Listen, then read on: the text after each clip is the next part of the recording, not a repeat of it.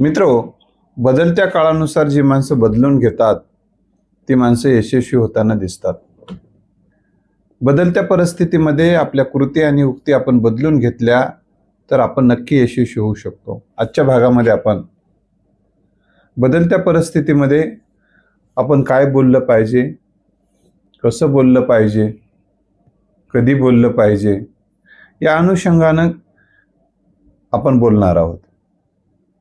एक काळ असा होता, तुम्ही अनुभवलाय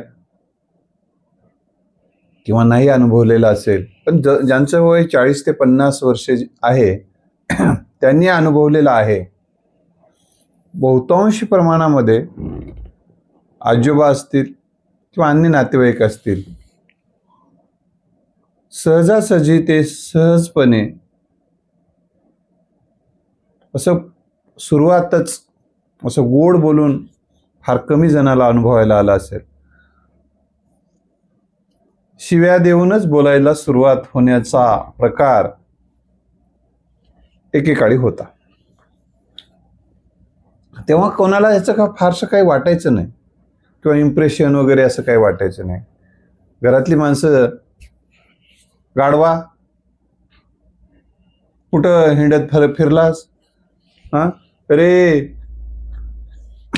अशा तोंडाच्या तशा तोंडाच्या इकडे ये, अरे वाकड्या, म्हणजे असं सहज बोलीन चव गेले असं बोलणं होतं. पण त्याचं मनाला कधी कोणाला काही वाटलं नाही आणि वाटायचंही नाही फारसं.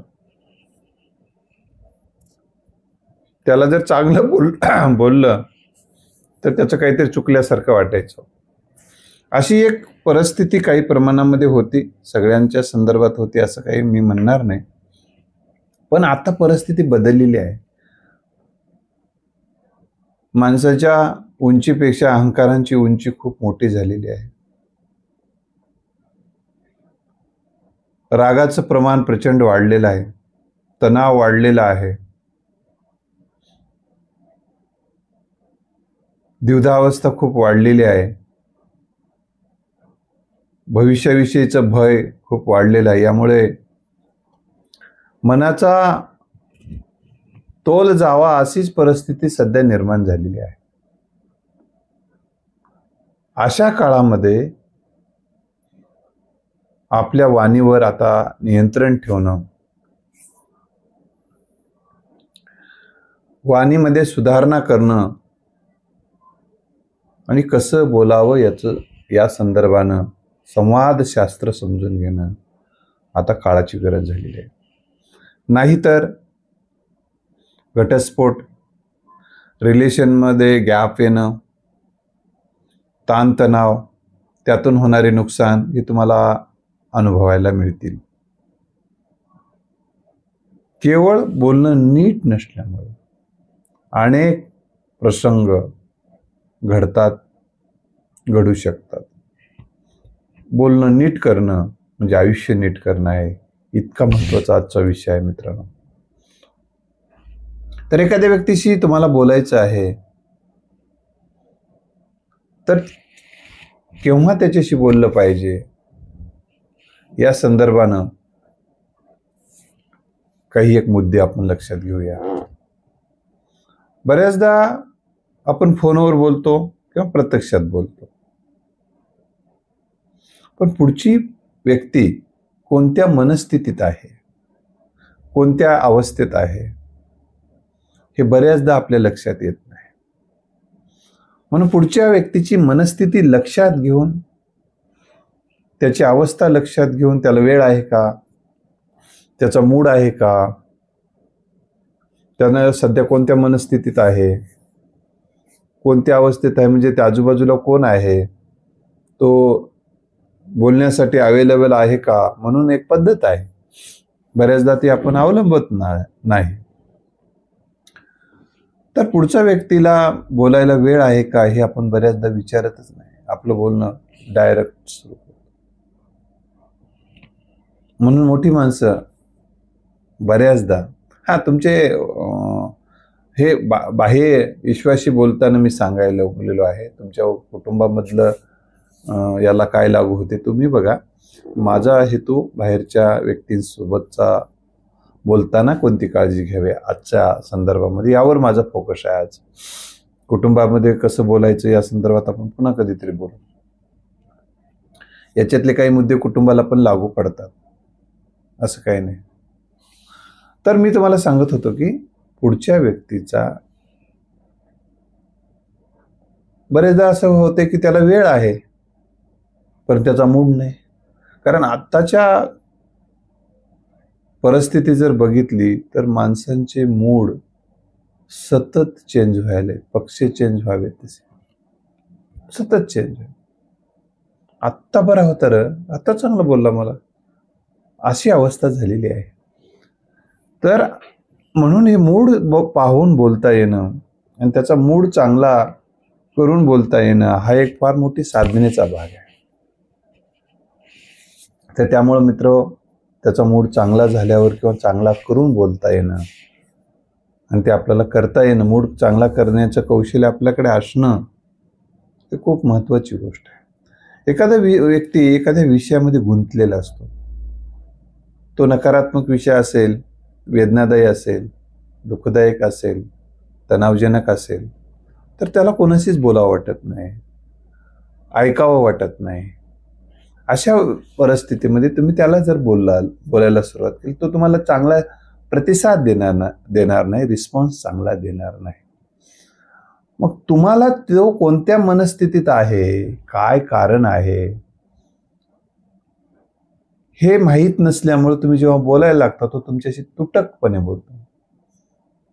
काय करतोस, काय चाललंय, काही नाही, बरं जेवण केलंस का, केलो, म्हणजे अशा जरा काम होतं, काय होतं, मी नाही करत, म्हणजे असे शब्द येऊ शकतात, काही येऊ शकतात. आता तर त्यावेळी समजून घ्यायचं, चेक केलं, अरे वातावरण तापलेलं दिसते असं म्हणून शहाणी माणसं पुन्हा ठीक आहे पुन्हा बोलू. काही जण तर पुन्हा बघितल्याबरोबरच पुन्हा काय होतं रे, काय काय बोलायचं होतं का, काय नाही नाही नाही मी सहज चालतो असं म्हणतात आणि निघून जातात, पुन्हा बोलतात. किंवा काही जण अगोदरच पियेला विचारतात. एखाद्या साहेब असेल तर साहेबाचा मूड कसा आहे रे असं विचारतात. हा ना, त्या पियेचा मूड अजून कसा आहे की ते माहीत राहिलं नाही, आता काही मूड चांगला नाही म्हणून सांगू शकते कुठे. आणि मग एकदा असंच झालं, साहेब त्या दिवशी आलो होतो परंतु तुमचा मूड चांगला नाही म्हणाय, मला कळलं. आता हे कसं सांगायची गोष्टी असतात, कोणालाही त्याचा मूड चांगला नाही असं म्हटलेलं आवडत नसते. तुला कोण म्हटलं म्हणल्यानंतर पियेनं म्हटलं, पिये म्हटला, मी म्हणलोच नाही. लक्षात आलं. म्हणजे मला सांगा, तुम्ही ह्या गोष्टी म्हणजे हे असं बोलू नये. कारण कोणत्याही व्यक्तीला हा माणूस रागीट आहे, हा माणूस तणावग्रस्त असतो, हा माणूस चिडचिड्या करतो, हा माणूस खेकसून बोलतो, त्याचा मूड बरोबर राहत नसते, त्याचा मूड बरोबर नव्हता असं म्हणलेलं आवडत नसते. ही गोष्ट आपण लक्षात ठेवली पाहिजे. काय मूड फ्रेश दिसतोय म्हणायला पाहिजे. सदा सर्वदा सदाभार असते व्यक्तिमत्व असं म्हटलं की त्याला बरं वाटते, नसला तरी तयार होऊ शकते. आणखीन एक गोष्ट आपण लक्षात ठेवलं पाहिजे, पुढच्या व्यक्तीबद्दल तुम्ही जेव्हा बोलता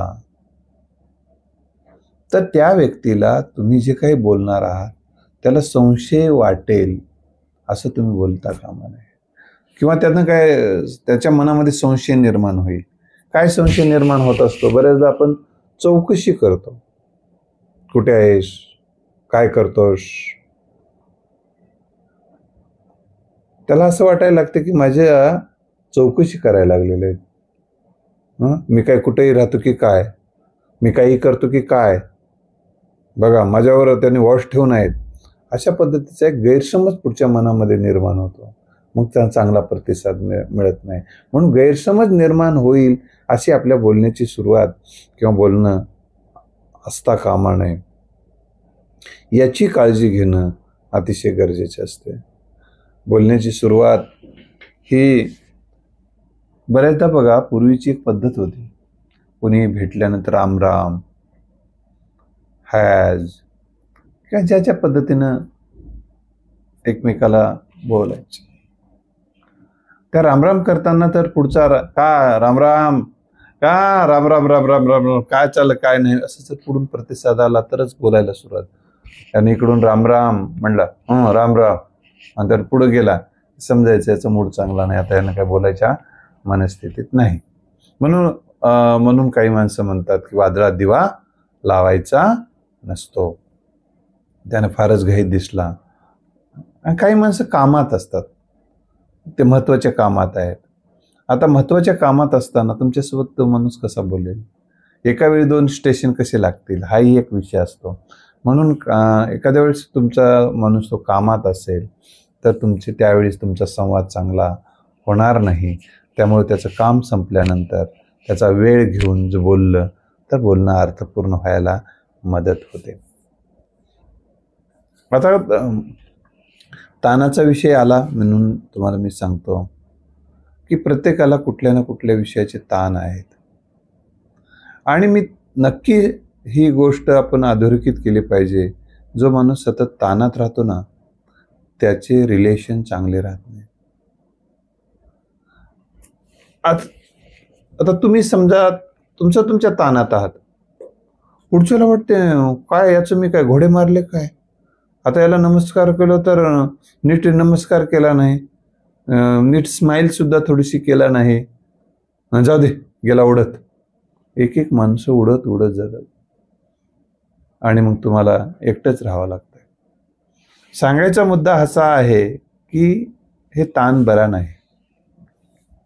तुमचा ताण तुमचं मानसिक स्वास्थ्य खराब करून टाकतो, शारीरिक स्वास्थ्य खराब करून टाकतो आणि तुमचे नातेसंबंध रिलेशन सुद्धा खराब होऊन जातात.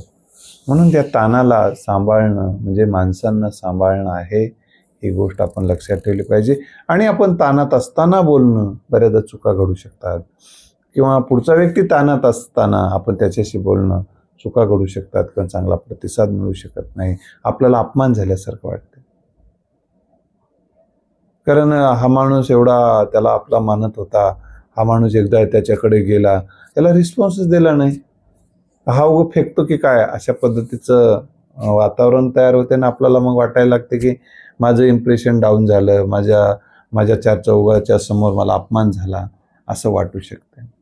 आणि मग तो व्यक्ती कधी कधी तुम्हाला भेटायला आलेला व्यक्ती परत पुन्हा भेटायला येईल याची काही गॅरंटी नसते. मग तो आयुष्यातून तुम्हाला वजा करतो, आणि वजा करण्याची संख्या दिवसेंदिवस वाढली की तुम्हाला एकटं राहावं लागते, ही गोष्ट लक्षात ठेवा. म्हणून बऱ्याचदा आपल्याला बोलायला सुरू करताना काय बोलावं हे आपल्याला माहीतच नसते, आपण सहज बोलायला सुरू करतो. तर एखाद्या व्यक्तीशी बोलताना आपल्याला काय बोलायचं आहे, आपला बोलण्याचा हेतू काय आहे, त्यानुसारची शब्दरचना, त्यानुसारची वाक्यरचना आपल्याकडे असणं अतिशय गरजेचं असतं. जर ते नसेलच, ते उदाहरणार्थ बऱ्याचदा बाजारातून साहित्य आणलं जातं आणि आणल्यानंतर त्याला कापायचं असते, ते साहित्य आता कांदे कापायचे, कांदे घेऊन बसतात, अरे कापायचंच काही नाही, मग कांदे कापायचं, वर खाली टाकल्यानंतर कांदे कापायचं, म्हणजे चाकू असेल, कांदे कापायचे इळती म्हणत होते आम्ही ग्रामीण भागामध्ये. तर अशा काही ज्या काय कापण्याचं साहित्य आहे ते घ्यायचंच नाही, किंवा कुठं आहे माहितीही नाही, बऱ्याचदा असं घडते. मग ते कांदे तिथेच टाकलेले असतात, मग ते शोधत फिरते, कोणीतरी त्या कांद्यावर पाय ठेवला, पडू शकते किंवा कांदा खराब होऊ शकते, सगळा गोंधळ होतो. तर एक उदाहरण यासाठी दिलं तर आपल्याला काय बोलायचं याचा सगळा गोंधळ होऊन जातो. त्यामुळं एखाद्या व्यक्तीशी बोलायला सुरुवात करताना आपण काय बोलणार आहोत, तो काय बोलू शकतो याची आपली तयारी असत नाही बऱ्याचदा. तो काय प्रश्न विचारू शकतो. आता एखाद्या व्यक्ती बऱ्याचदा काय शॉर्टकटचा मार्ग अवलंबायची आपल्याला सवय असते. आपण एखाद्या व्यक्तीकडे एखादं काम घेऊन गेलो तर समजा एखादं शिफारस पत्र पाहिजे, एखाद्या ठिकाणी तुम्हाला प्रवेश हवा आहे, तर आता शिफारस पत्र मागत असताना, साहेब त्या ठिकाणी मला प्रवेश हवा आहे आणि तुमचं शिफारस पत्र पाहिजे, अशा वेळी तू पुढचा व्यक्ती काय म्हणतो तुम्हाला काय माहिती आहे का? तुम्ही त्यांना जाऊन भेटलात का, ते काय म्हणाले, असा प्रश्न विचारू शकते. आणि मग तुम्ही आता मग ते नाही साहेब आम्ही भेटलो नाही, ते कोणाकडे शिक्षण आहे, कोणाला पत्र द्यावं लागतंय हे सुद्धा तुम्हाला माहीत असणं गरजेचं असते. ते काय म्हणाले ते सुद्धा माहीत असणं गरजेचं असते.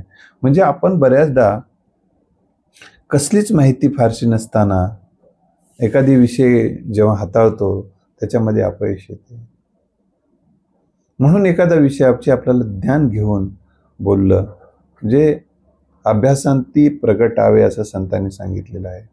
म्हणजे एखाद्या विषयाचा चांगली माहिती घेऊन आपण बोललं पाहिजे. म्हणून पुढचे व्यक्ती काय प्रश्न विचारू शकतात त्याची तयारी आपल्याकडे असणं अतिशय गरजेचे आहे. आपण एखाद्या व्यक्तीला भेटल्यानंतर तो काय म्हटला हे आपल्याकडे सांगायला उत्तर नसेल तर ठीक आहे, तुम्ही जाऊन भेटा म्हणू शकतात. आणि एक लक्षात ठेवलं पाहिजे, बोलण्याची जी पद्धत आहे ही सुद्धा आपल्याला माहिती असणं गरजेचं आहे. आता एखादा व्यक्ती मोठा असेल आपल्यापेक्षा तर त्याला पहिल्यांदा नमस्कार करून त्याला सन्मान करून आपण जर त्याला बोललं तर तो चांगला रिस्पॉन्स देऊ शकतो. म्हणून काही शिष्टाचाराच्या गोष्टी आपण पाळल्या पाहिजे. पुढच्या व्यक्तीच्या काही अपेक्षा असतात, म्हणून शिष्टाचार पाळणं अतिशय गरजेचं असते. बरेचदा आपण शिष्टाचार पाळायला विसरतो आणि मग गरज पडेल तेव्हा तुम्ही जेव्हा एखाद्या व्यक्तीकडे जाता तेव्हा तो तुमच्याशी चांगला नीट वागत नाही.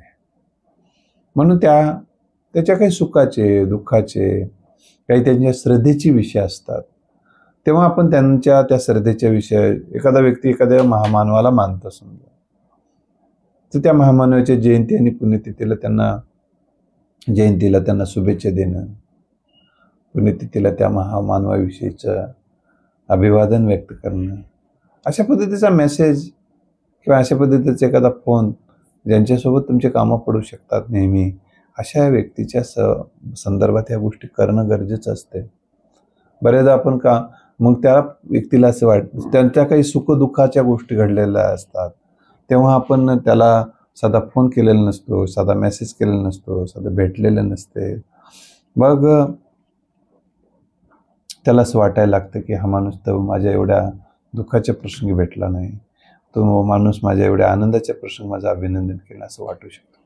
मनात गाठी असणाऱ्या माणसासोबत तुम्ही जर बोललात तर चांगला प्रतिसाद मिळत नाही. त्यामुळं त्या व्यक्तीविषयी गाठी निर्माण होता कामा नये. आणि चतुराई ही गोष्ट आहे. बऱ्याच जणांना मी कसं चतुराईनं आता त्याला त्याच्याशी बोलतो असं वाटते, पण सगळ्याच व्यक्तीच्या समोर तुमची चतुराई चालणार नाही, सच्चाई चालते, लक्षात ठेवा.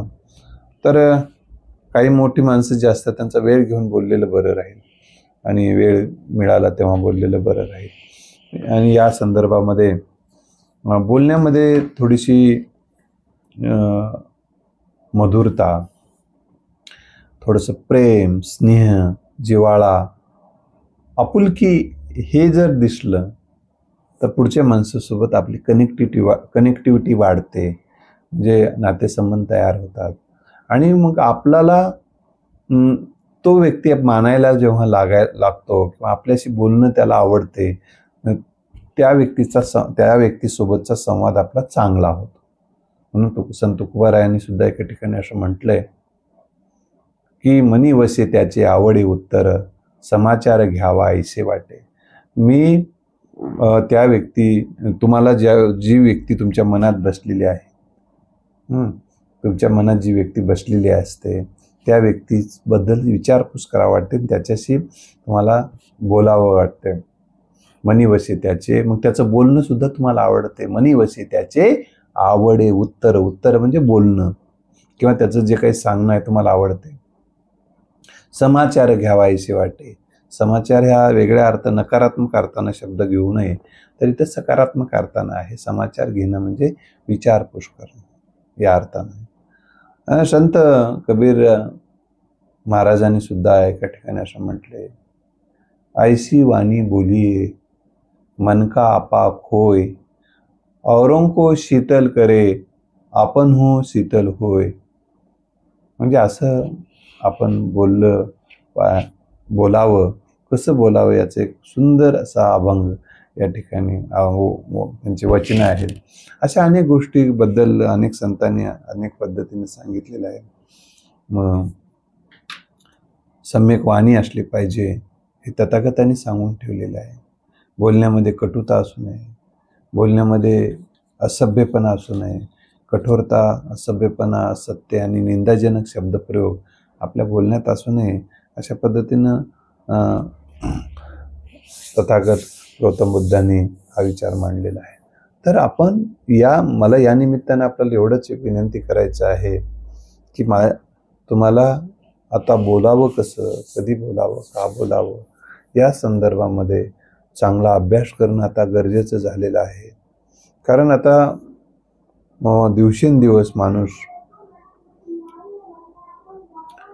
जास्त लोकांसोबत त्याचे संबंध येत आहेत आणि मग जास्त लोकांसोबत संबंध आल्यामुळे त्यांच्या संस्कृती आपण समजून गेल्या पाहिजे.